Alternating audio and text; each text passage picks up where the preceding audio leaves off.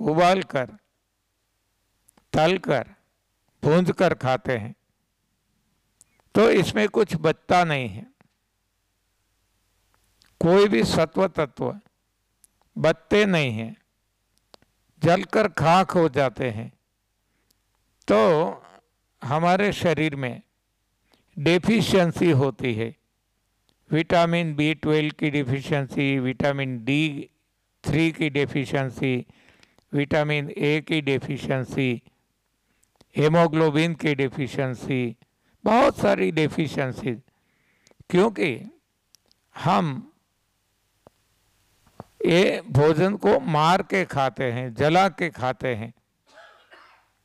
तो अब जो भी हम खाएंगे, जैसा अन्य प्राणी खाते हैं, जैसा नेचर ने दिया, प्रकृति ने दिया, वैसा ही खाएंगे। तो ये हमारा सही भोजन है। इंसान के लिए सही भोजन क्या है, ये हमने देख लिया। जो भगवान राम खाते थे, हनुमान जी खाते थे, ऋषि मुनि खाते थे, तपस्वी लोग खाते थे, आदिवासी लोग खाते हैं और निरोग रहते हैं।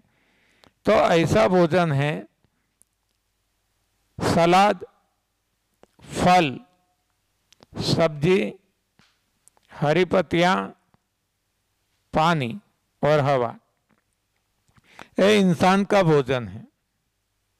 इसके अलावा इंसान को कुछ भी नहीं खाना चाहिए और ये भी प्राकृतिक खाना चाहिए। इसको कोई न उबालना है, न और कोई प्रोसेस करना है। इस तरह हम खाएंगे तो हमारी सेहत बनी रहेगी, हमें कभी भी कोई भी रोग होने की संभावना नहीं रहेगी। तो गलत भोजन, सही भोजन हमने देख लिया। अब सही भोजन में 3 प्रकार है। हम 3 प्रकार में बांट देते हैं, हम ही बांटते हैं।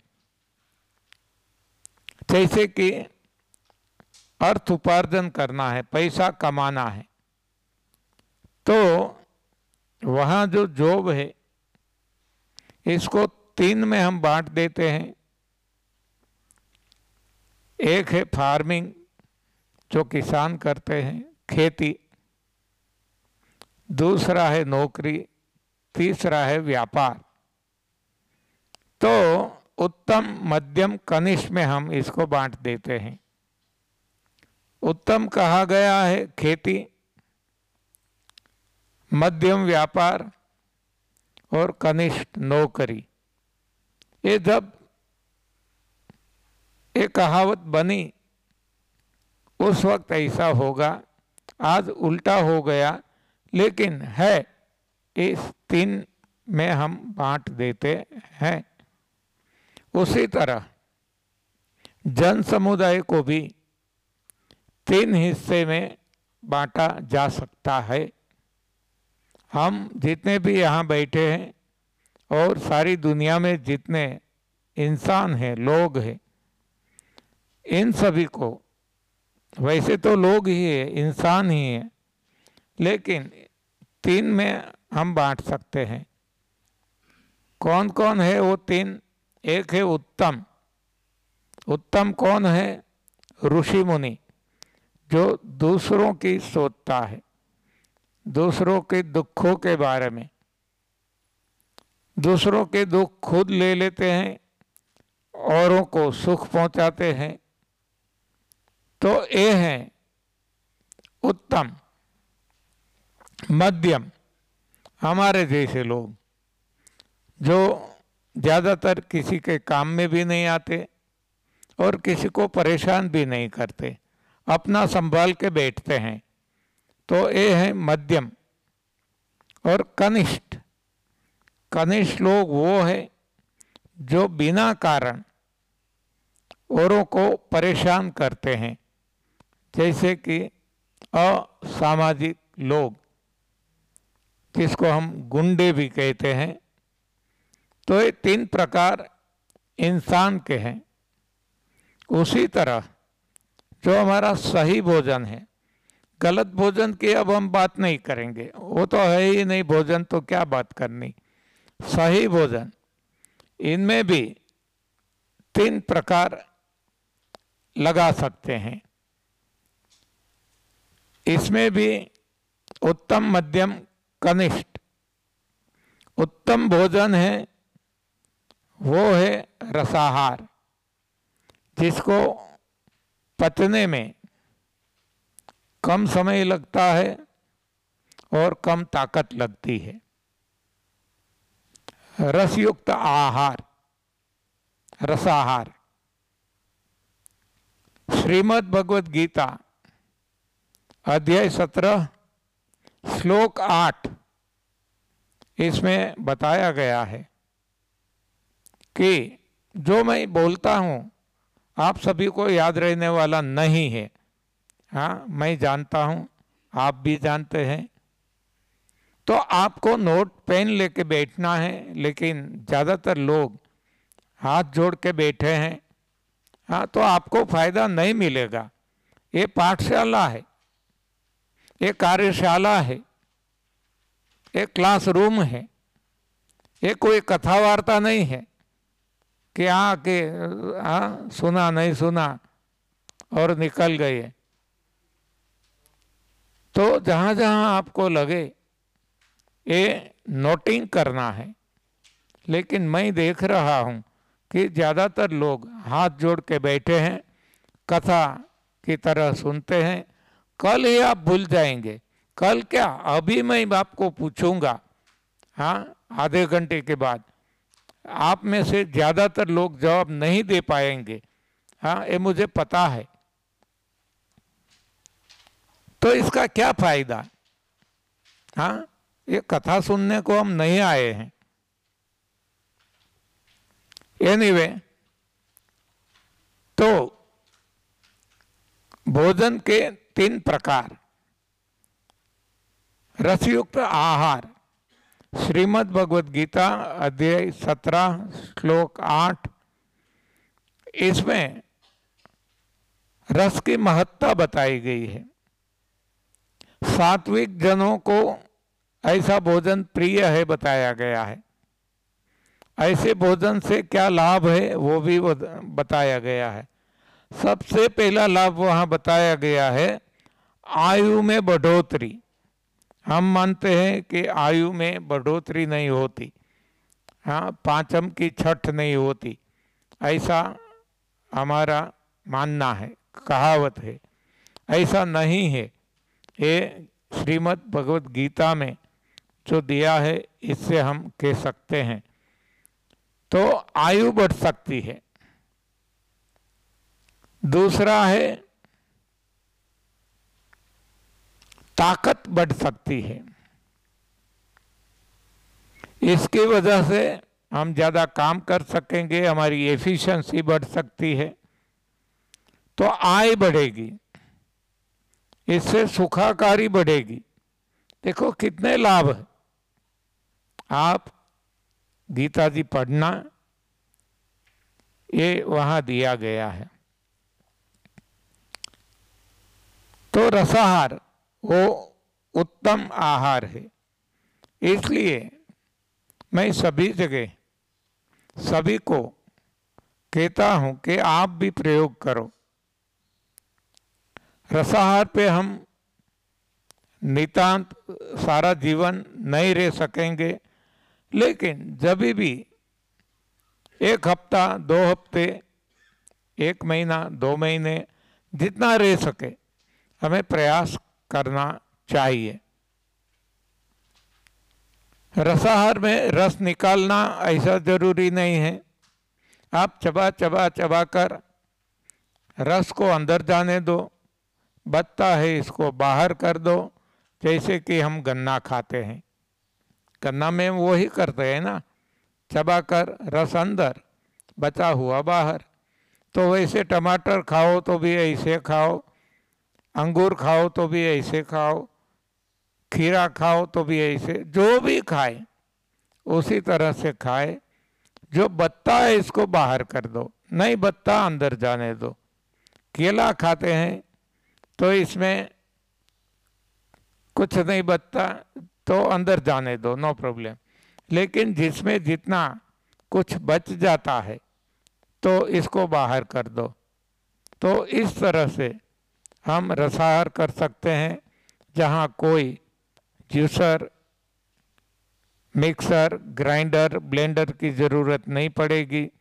आप इतना तो सोचो कि भगवान ने सब कुछ हमें दिया है, इतने मुंह में सब कुछ दिया है। देखो ये जो डाढ़े हैं, हाँ वो निकलता है, हाँ ये आप देखिए कि कान में से निकलता है वैक्स, सभी जगह से। ये सफाई पे भगवान जोर देते हैं, जबकि हम सफाई को ज़्यादातर इग्नोर करते हैं, ज़्यादा जोर नहीं देते जितना जरूरी है। तो खाना इतना जरूरी नहीं है जितना सफाई जरूरी है। खाना जरूरी है इसलिए तो एक मुंह दिया, लेकिन सफाई अनेक गुना ज़्यादा जरूरी है, इसलिए बहुत सारे द्वार भगवान ने दिए और वही द्वार से भगवान डेली निकालते रहते हैं। तो अब हमारा सूत्र रहेगा, आज तक हमारा सूत्र था खाने से ताकत है, खाने से ताकत है। Food is the source of energy, ऐसा हम मानते थे और इसलिए उठने के साथ खाना शुरू कर देते, सारा दिन खाते रहते थे। अब ये सूत्र बदल जाता है। अब हमें पता चल गया कि खाना तभी है जब ज़रूरत है, जब भूख लगती है। खाना उतना ही ज़रूरी है जितना हमारा शरीर मांगता है। देखो भगवान ने कितना, हाँ एक कटोरी जितना पेट हमें दिया है और हम कितना खाते हैं। हाँ तो ये जो एडिशनल हम खाते हैं वो ये अधिक बोझ है शरीर पे, तो शरीर की शक्ति भी क्षीण होती है, समय भी हमारा बर्बाद होता है। तो खाना उतना ही है जितना ज़रूरी है। ये हमें पता कैसे चलेगा कि कितना खाए? तो जब भूख लगती है तभी खाना है। और कितना खाना है? डकार आ जाए खाने का बंद कर देना है। इतनी सरल, हाँ शरीर जवाब देता है आपको। शरीर के अंदर भगवान बैठे हैं, वो आपको गाइड करते रहेंगे, लेकिन भगवान की हमें सुनना होगा। आज तो हमने भगवान को बाईपास कर दिया है और विज्ञान को प्रमुख मान लिया है। हम भगवान को नहीं मानते, हम विज्ञान को मानते हैं। तो जो भी हमें स्कूल कॉलेज में पढ़ाया गया है वैसा हम करते रहते हैं, खान पीन में, खाने में, पीने में और सारी दिनचर्या में। जो भी विज्ञान कहता है कि एक्सरसाइज करो तो हम एक्सरसाइज करते हैं। दूध संपूर्ण आहार है तो हम दूध खाते हैं। दूध कैल्शियम का सोर्स है तो हम दूध खाते हैं। अनाज और दालें, अनाज से कार्बोहाइड्रेट मिलता है, दालों से प्रोटीन मिलता है तो हम वो खाते हैं। मांस से विटामिन B12 मिलता है तो हम वो खाते हैं। हाँ जो विज्ञान कहता है वो हम करते हैं। जो भगवान जिसने हमें बनाया, जिसने हमारे लिए भोजन बनाया, जो हमारे अंदर है और अंदर रह के हमारा सारा काम करते हैं, उनको ही हम भूल गए हैं, उनको उनका कहा हम नहीं मानते। तो ये जो आज हमारी मानव की परेशानियां जो है, तो इसका कारण और कोई नहीं है, हम खुद है। क्योंकि हमने ही ये साइंस बनाया, मैन मेड साइंस, मानव सर्जित विज्ञान। जो आप देखेंगे, जितना आप गहरा जाएंगे, चिंतन करेंगे, आपको पता चलेगा कि ये विज्ञान पूर्णतया भगवान से विरुद्ध ही काम करता है। इसलिए मैंने एक बुक लिखी है, गॉड वर्सेस साइंस। हाँ, भगवान विरुद्ध विज्ञान। तो जितना जितना हमें सही सोच आती जाएगी, हमें पता चलता जाएगा कि ये विज्ञान ने सारी दुनिया को गलत दिशा में ले जाकर ये इतना सारा नुकसान कर दिया है कि जो कभी भरपाई न हो सके। तो जब से जागे सवेरा, अब हमें पता चल चुका है, तो अब से जाग जाए और जो भगवान हमें बताए, भगवान का रास्ता पकड़ ले, विज्ञान का रास्ता छोड़ दे। यहाँ से जो किताब का विमोचन किया गया वो यही तो है, नई शिक्षा पद्धति। हाँ, आज हम नई भोजन पद्धति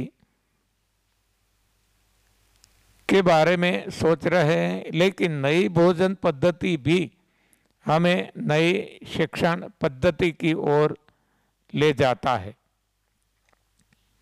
तो ये जैसे जैसे हमारा खुद का अनुभव होता रहेगा, जब तक मैं कहता रहूँगा, आप सुनते रहेंगे, तो ये हमारा मन और बुद्धि स्वीकार नहीं करेगा। मैं भी खुद भी स्वीकार नहीं करता था, लेकिन जैसे जैसे अनुभव होता जाएगा तो अपने आप स्वीकृति आती जाएगी। विज्ञान को हम छोड़ते जाएंगे, भगवान को पकड़ते जाएंगे। तो बार बार बार मैं एक ही बात पे जोर देता हूँ, सफाई सफाई सफाई सफाई। सफाई करते रहो बस, आंतरिक और बाह्य। आंतरिक पे ज़्यादा जोर देना है, बाह्य पे कम देंगे चलेगा। हम देखते हैं अन्य प्राणी जगत, पशु हो पक्षी हो, वो सही भोजन खाते हैं तो उनके शरीर में बैठा भगवान सफाई अच्छी तरह से कर रहा है, जबकि देखो बाहरी सफाई नहीं करते। कोई भी प्राणी बाहरी सफाई नहीं करते, फिर भी वो तंदुरुस्त है। और हम यदि आंतरिक सफाई भी करेंगे और बाहरी भी करेंगे तो हम एक पशु पक्षी से भी बेहतर जीवन जी सकते हैं। हमारे जीवन में कभी कोई रोग आने की संभावना नहीं रहेगी। तो सफाई के बारे में आप निश्चय कर लो कि खाने के बारे में जो सोचते हैं उसकी जगह सफाई के बारे में ज़्यादा सोचे, ज़्यादा जोर दें। अब हमने कल देखा था सही भोजन और गलत भोजन, ये भी आज रिव्यू कर लें। आज जो कुछ हम खाते हैं गलत खाना खाते हैं। क्या खाते हैं? अनाज और दालों से बने व्यंजन। कौन से? दाल चावल रोटी पूरी पराठे, ये बर्गर पिज़्ज़ा जो भी है, अनाज और दालों से बना है, बेकरी प्रोडक्ट, ये गलत आहार है।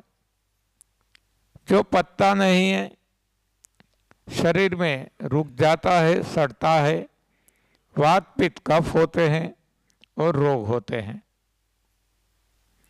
दूसरा भोजन वैसा ही डेयरी प्रोडक्ट, मिल्क प्रोडक्ट, जो किसी का भोजन नहीं है, कोई नहीं खाते, सारी सृष्टि में एक इंसान ही खाता है, जो पचता नहीं है, सड़ता है, वात पित्त कफ होते हैं,